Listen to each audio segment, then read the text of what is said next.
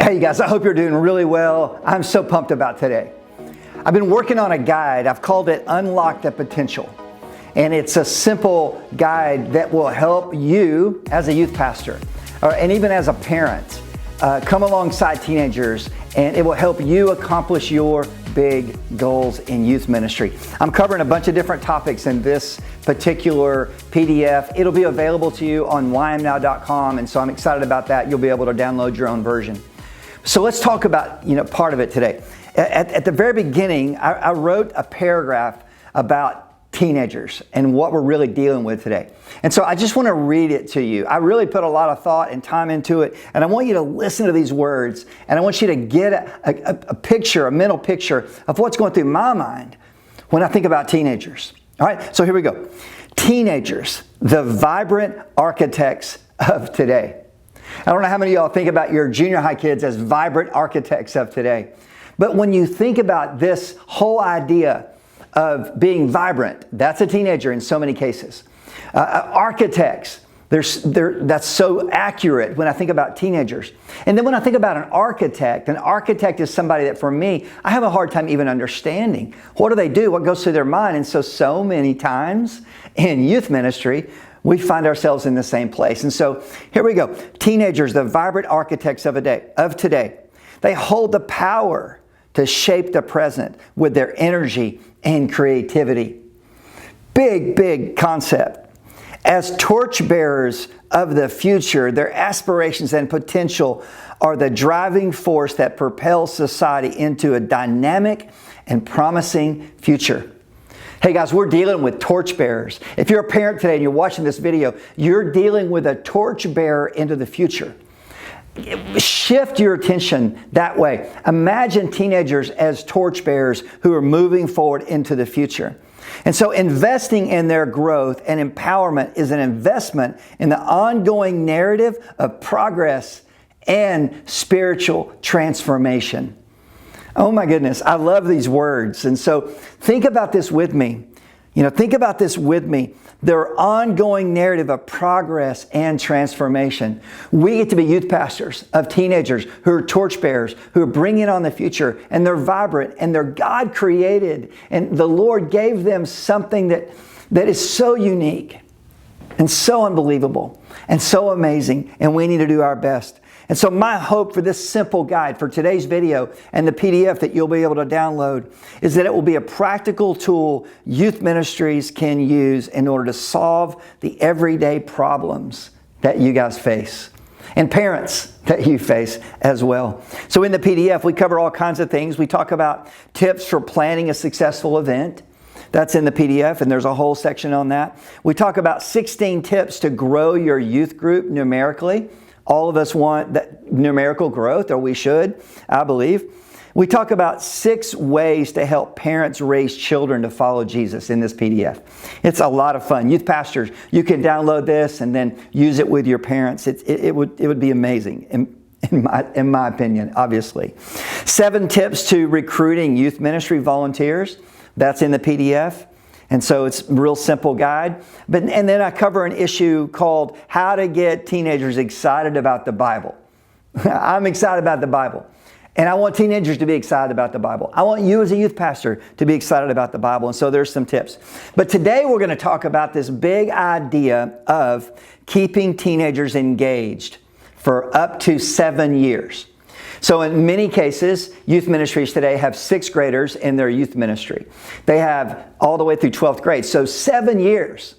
Many of you only have 6, but for so many others, there are 7 years. And so let's talk about some concepts that we need to cover in order to keep students engaged. It's so difficult.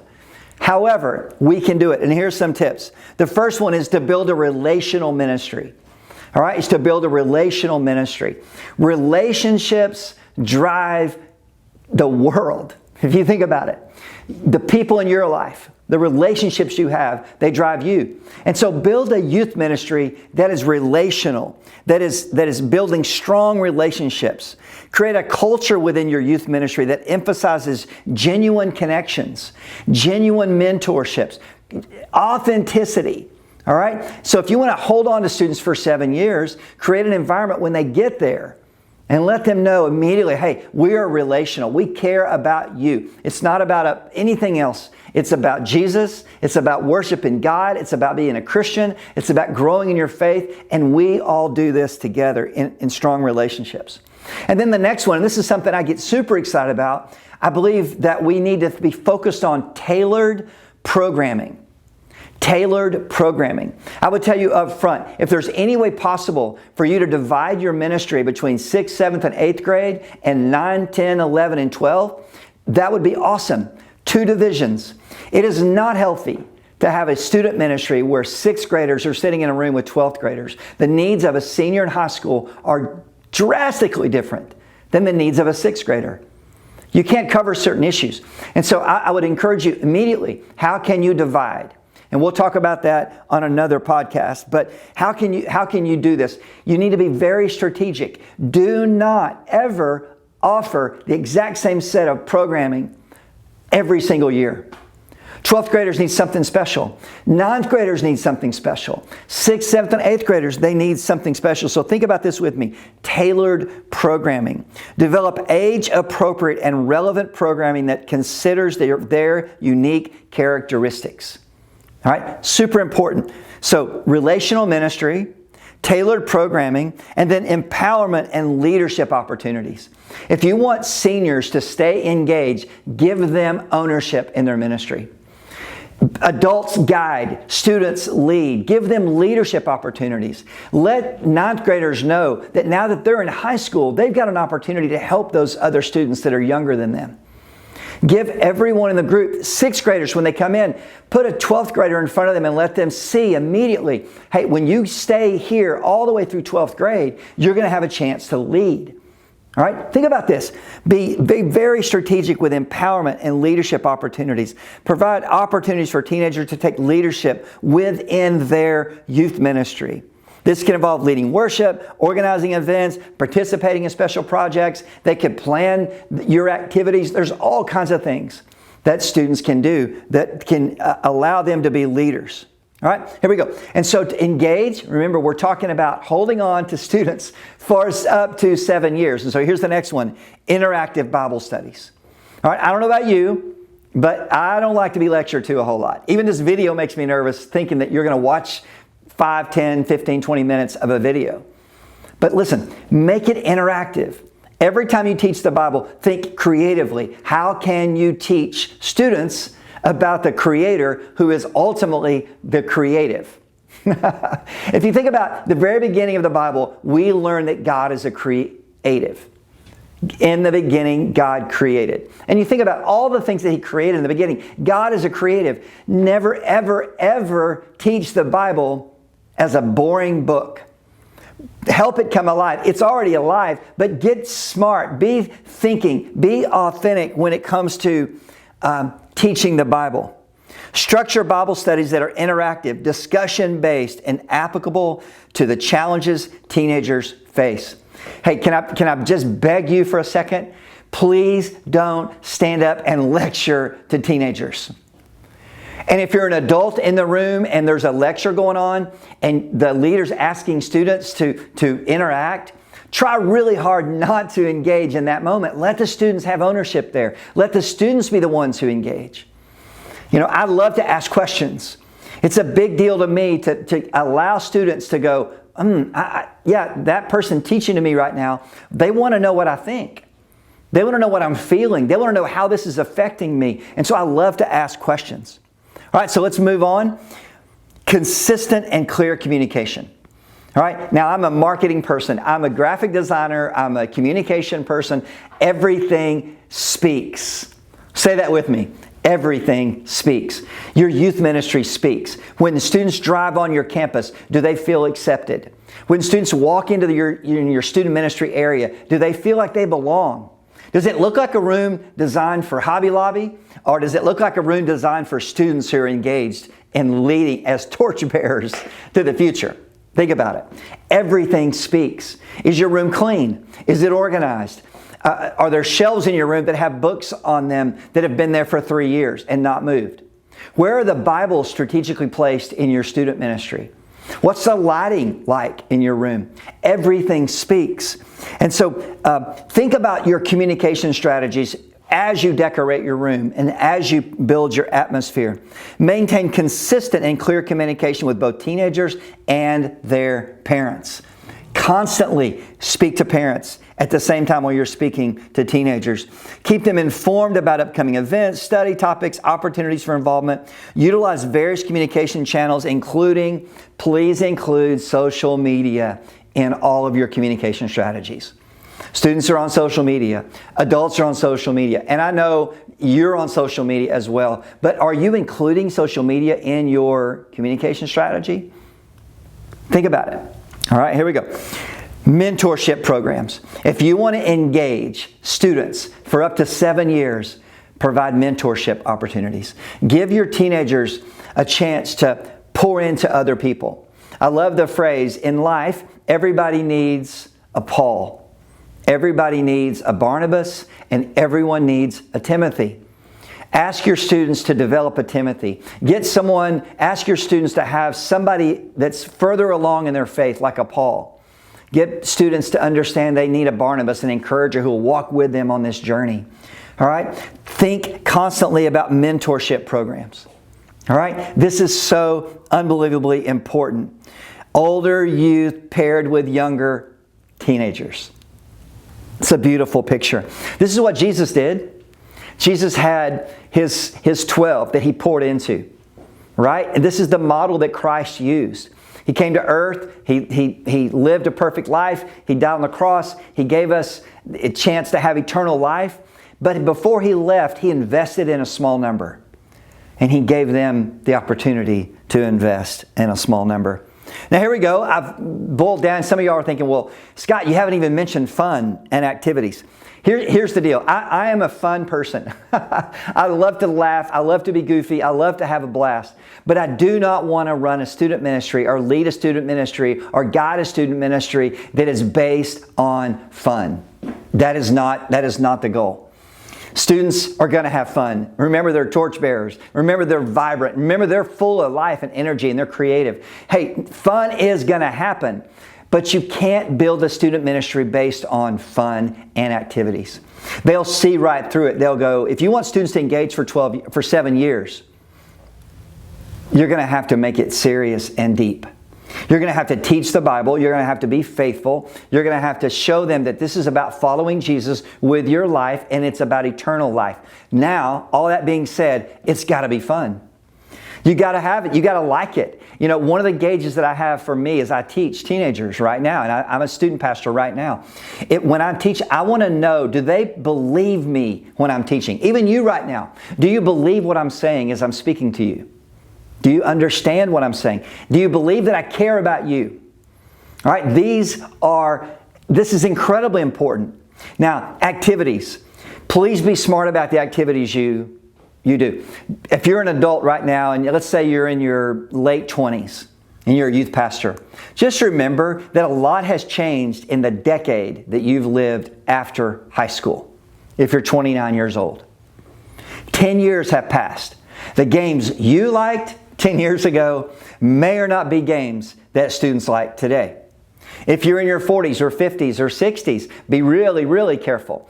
Don't try to recreate your youth ministry experience. This is where a great opportunity sits. You can sit down with your students and go, hey, what do you guys like today? What would you like to do? Analyze culture. Look at Major League Sports. Look at the NFL. Look at what's going on in culture and in concerts. I mean, take a tour through all the top singing artists today. Look at what Taylor Swift does with her stage and design and how she interacts with people. And then ask the question, can our activities be similar? What can we do that's going to connect with teenagers? I wrote this: plan fun and social activities that cater to the interests of teenagers. Say this with me. The interests of teenagers, not the interests of the adults. All right? Super big, important. All right, here we go. The next one. How to keep students engaged. How to solve the problem of students coming and then leaving and not staying all the way through their 12th grade year. All right? Address real life issues. Super important. You know what's fun about this, though, is I believe the Bible should be central. I believe the Bible should be your focus. It should be on center stage of your youth ministry the entire time students are in your youth ministry. But the cool thing is the Bible engages in all the topics. If you want to talk about sexuality, the Bible speaks to sexuality. If you want to talk about the life and times and how to manage your schedule and how to be disciplined, or even how to lead a business or how to grow as a person, I mean, the Bible's full of opportunities to see. If you want to know how to handle temptation or talk about sin and talk about joy and forgiveness and love and patience and all the things that teenagers want, it's all in the Bible. So the Bible is your guide. All right? The Bible is your guide to addressing real life issues. Don't be shy. Don't be scared to talk about sex. Don't be afraid to bring up the whole concept of pornography. Don't worry. Don't think, oh my goodness, students can't handle this. Listen, don't shy away from these things. Don't be foolish, though. Be smart. Pray constantly about how to handle these real life issues. If you deal with real life issues from the Bible, and you deal with real life issues in a relationship-based ministry where it's fun and there's activities and the Bible is focused on, and you're constantly giving them opportunities to lead, look what's going to happen. They're going to stick and it's going to work and you're going to have a great time. Okay? So here we go. Worship experiences. If you want students to engage for 6 to 7 years, worship experiences are crucial. Okay? They're crucial. You've got to give them opportunities to worship, and you model what it looks like as a leader. If you try to build a student ministry without worship experiences, you are telling students, here's what you're telling students. You're telling students that worship doesn't matter. And worship is not an activity. It is not something you do. If you tell them, hey, listen, you only come to Sunday school, or you only come to church, or you worship on these specific times, and your student ministry doesn't engage in worship events and activities, and worship isn't central along with the Bible and what you're doing, you're communicating that you don't worship all the time. It's a very important. Remember I said earlier, communicate consistently.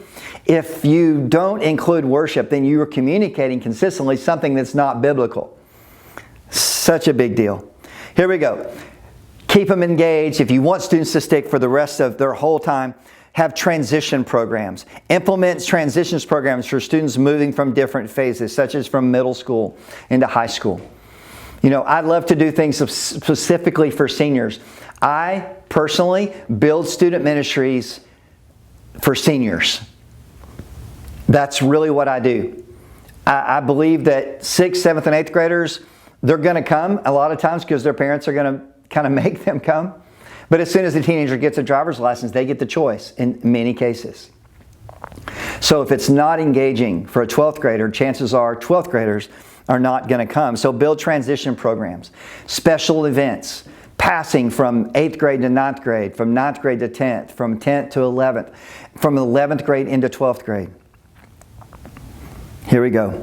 One more. Parental involvement. Are you engaging parents? Are parents a part of your ministry? Now, in a lot of cases, students don't want their parents in the room. And I believe a healthy student ministry has opportunities for teenagers to be in environments without their parents. Parents, if you're watching this video, student pastors, go to the students and ask them, hey, we're building a relationship ministry, a relational ministry. We care about you. We want to speak to your needs. I have a question. Do you care if your parents teach Bible study? Do you care that your parents are here on Wednesday nights? Do you want your parents on mission trip? Do you want your parents at youth camp? Ask the students this. And then once you get that information, be willing to share it with their parents. Okay? Interview, talk. Remember, we're building a relational ministry.